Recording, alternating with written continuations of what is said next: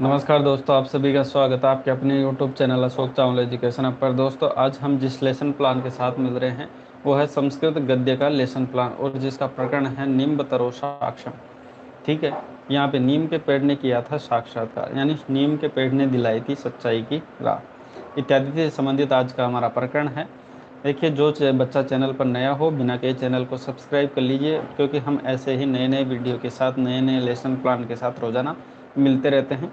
ठीक है, हालांकि देखिए, आज मैंने जो ये वीडियो अपलोड करने जा रहा हूँ, जिस समय मैं अब लाइव आ रहा हूँ, वो तीसरा वीडियो आज अपलोड कर रहा हूँ।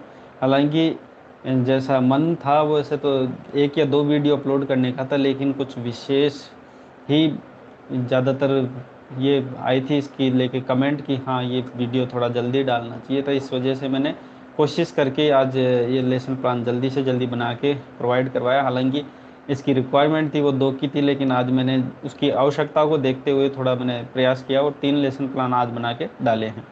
ठीक है, कल थोड़ी क्लास नहीं हो पाएगी, ये मतलब लेसन प्लान कल आपको नहीं मिल पाएगा कल, क्योंकि थोड़ा बिजी रहूँगा, इस वजह से नहीं मिल पाएगा। इसलिए आज ही मैंने 2 की जगह आपको 3 अपलोड की है। बाकी देख सकते हो आप, ये समय थोड़ा कम रहता है इस वजह से, क्योंकि बाकी और बच्चों के भी कुछ कमेंट आते हैं और विषय के लेसन प्लानों से संबंधित भी आते हैं, तो उनमें पूर्ति करने की वजह से हर विषय के ज़्यादातर लेसन प्लान नहीं बन पाते।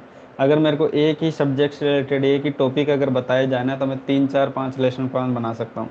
लेकिन हर अलग अलग विषय पर लेसन प्लान बनाने को कहा जाता है, तो इस वजह से एक विषय के ज़्यादातर लेसन प्लान नहीं बन पाते। इसलिए मैं ज़्यादा के लिए नहीं कहता, मुश्किल से एक लेसन प्लान में बना सकता हूँ एक विषय का, क्योंकि बाकी विषय के भी हमारे को कमेंट आते रहते हैं।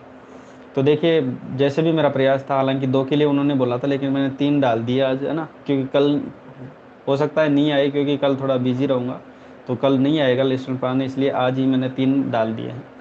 चलिए आज का लेसन प्लान स्टार्ट करते हैं, जो कि प्रकरण है निम्ब तरो साक्ष्यम। ठीक है, नीम के पेड़ ने दिया था साक्ष्य। ठीक है, उसके संबंधित गद्य का लेसन प्लान है, संस्कृत गद्य का।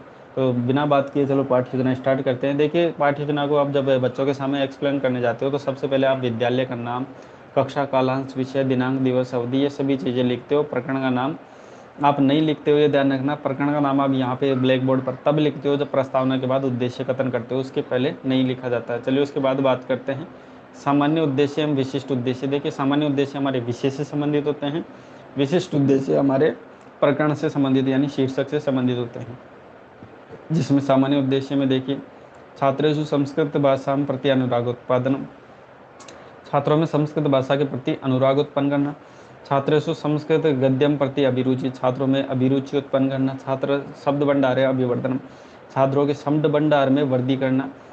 छात्रेषु गद्यगत दर्शनानुगुणम, सबके जीवन आचरणाय प्रेरणा प्रदानम, की बच्चों के जो भी हम विषय वस्तु पढ़ रहे हैं उससे संबंधित बच्चों के जीवन में आचरित कर पाएँ। छात्रेषु संस्कृत गद्यांश से अर्थ ग्रहण क्षमता है, छात्रों को गद्य की अर्थ ग्रहण क्षमता का विकास करना। उसके बाद देखिए विशिष्ट उद्देश्य जो कि हमारे प्रकरण से रिलेटेड है, तो सर्वे छात्र निम्ब तरो साक्ष्यम विषय ज्ञास्यन्ति, सभी छात्र क्या करेंगे, निम्ब तरो साक्ष्यम जो आज का हमारा प्रकरण है उसके विषय में समझ पाएंगे। उसके बाद देखिए, छात्रा नवीन शब्दानाम ज्ञान प्रदानम, छात्रा सत्य असत्य विषय ज्ञास्यन्ति। क्योंकि ये जो मतलब एक पाठ्य योजना है ना, ये एक कथा के ऊपर आधारित है। हालांकि ये गद्य की ही एक विधा है, कथा जिससे संबंधित आज हम बात कर रहे हैं। ठीक है, कथा के अंतर्गत ये पाठ्य योजना आती है। उसके बाद देखिए, शिक्षण सहायक सामग्री यानी टीचिंग एड। इसमें देखिए, छात्र अध्यापक को पढ़ाते समय जो वस्तु सहायक रूप में काम आती है वो सभी टीचिंग एड कहलाती है। जैसे सुधाखंड आपका चौक, श्यामपट आपका ब्लैक बोर्ड, मार्जनी आपका डस्टर, संकेतक आपका पॉइंटर वगैरह। उसके बाद जो आकुंचन फलकम है वो आपका लपेट फलक जिसे आप कहते हो वो। उसके बाद देखिए, पूर्व ज्ञान यानी प्रीवियस नॉलेज, किसी भी लेसन प्लान को पढ़ाने से पूर्व बच्चों का उसका प्रीवियस नॉलेज चेक किया जाता है। तो कथा के विषय में बच्चे सामान्य जानते हैं, तो उसके बाद प्रस्तावना प्रश्न किए जाते हैं, जिसमें पहला प्रश्न देखिए, विद्यालय भवन तक क्या पाठ्यति, यानी विद्यालय में कौन पढ़ाता है, तो अध्यापक है या शिक्षक है। ठीक है, अध्यापक के विषय पाठ्यति पाठ्यंती कर देना है यहाँ पे, है ना, मैंने नहीं किया। तो हिंदी, संस्कृत, गणित, आंग्ल भाषा या फिर और भी जो विषय हैं वो भी आप लिख सकते हैं। उसके बाद देखिए तीसरा, संस्कृत के भागा प्रचलति, कि संस्कृत अगर हम विषय पढ़ते हैं तो उसके अंतर भी कौन कौन से भाग पढ़ते हैं, जैसे गद्य, पद्य, कहानी, कथा इत्यादि, है ना। उसके बाद देखिए, निम्ब तरो साक्ष्यम विषय भवंत किम जाने दी, यानी निम्ब तरो जो साक्ष्यम जो आज की कथा हम पढ़ने जा रहे हैं उससे संबंधित क्या बच्चा जानता है, तो उसमें बच्चा संभावित उत्तर देता है, क्योंकि बच्चा ये चीज़ें नहीं पढ़ा हुआ होता। उसके बाद देखिए अगला जो बिंदु है वो है उद्देश्य कथन। जैसे कि मैंने कहा कि उद्देश्य कथन आप जब करते हो ना, तभी आप ये चीज़ प्रकरण का नाम उच्चारित करते हो और ब्लैक बोर्ड पर जो प्रकरण का नाम खाली रखा होता है उसको भी फिल करते हो। जैसे निम्बतरो साक्ष्यम विस्तृत अध्ययनम करिष्यम की विस्तृत अध्ययन करेंगे। उसके बाद देखिए प्रस्तुतिकरण में इसमें क्या है, छात्र अध्यापक मुख्य रूप से पाठ खोलने के लिए, यानी जो विषय वस्तु हम पढ़ेंगे उस लेसन को खोलने के लिए कहता है, सभी छात्र उस लेसन प्लान को खोलते हैं। उसके बाद देखिए आदर्श वाचन, हम संपूर्ण विषय वस्तु होती है उसका छात्र अध्यापक क्या करता है, आदर्श वाचन, लेकिन शुद्धता एवं स्पष्टता, समुचित कक्षा स्तर, विराम चिन्ह इत्यादियों का ध्यान रखते हुए भी उसका आदर्श वाचन करता है। सभी छात्र उसको ध्यानपूर्वक सुनते हैं। उसके बाद देखिए अनुवाचन, छात्र अध्यापक क्या करता है, कुछ बच्चों को खड़ा करके कहता है कि आप जो मैंने आदर्श वाचन किया उसका अनुवाचन करो, यानी उस गद्यांश को वापस पढ़ो। तो सभी छात्र, बाकी जो बचे छात्र उसको ध्यानपूर्वक सुनते हैं। उसके बाद अगला बिंदु है शुद्धि संशोधन। अब छात्र जब विषय वस्तु पढ़ता है तो कहीं ना कहीं शब्दों में अशुद्धियाँ कर देता है। छात्र अध्यापक उन्हीं अशुद्ध शब्दों का शुद्धिकरण करता है छात्रों के संयोग से, और बाकी छात्र उसको ध्यानपूर्वक समझते हैं। अगला बिंदु है काठिन्य निवारण। इसमें छात्र अध्यापक क्या करता है कि बच्चों को जो पढ़ने के लिए कहता है अनुवाचन के रूप में, तो छात्र पढ़ते समय किन्हीं शब्दों में कठिनता महसूस करता है, वो कठिन शब्दों का ही छात्र अध्यापक निवारण करता है। जैसे काठिन्य, जैसे स्व का मतलब होता है आने वाला कल, ठीक है, तो यहाँ पे वाक्य प्रयोग करें। वैसे ही विमर्श यानी सोच कर, यानी विमर्श का सोच कर खाना चाहिए इत्यादि जो वाक्य प्रयोग करके बताया।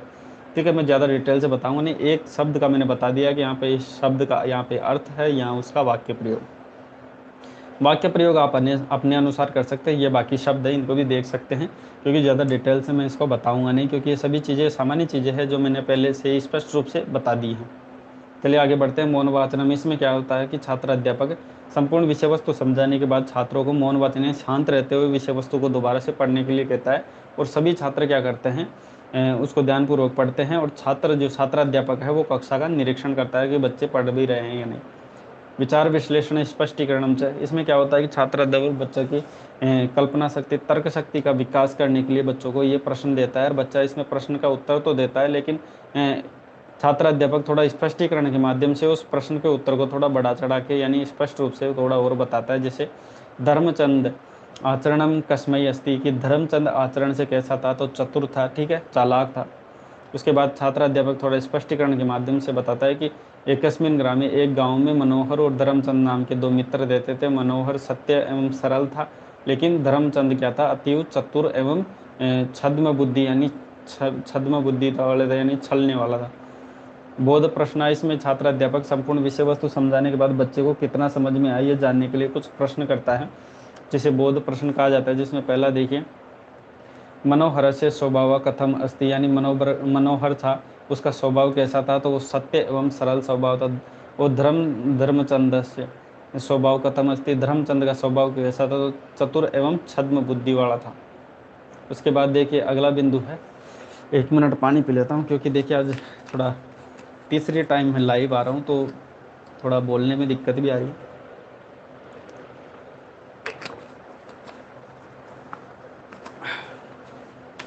देखिए मूल्यांकन प्रश्न में क्या होता है कि छात्र अध्यापक द्वारा बच्चों का आकलन करने के लिए प्रश्न दिए जाते हैं। ये प्रश्न दिए जाते हैं संपूर्ण विषय वस्तु को आधार मानकर दिए जाते हैं। जिसमें पहला देखिए मोहनस्य मित्र का, यानी मोहनस्य मनोहरस्य मित्रम कौन था, तो धर्मचंद था।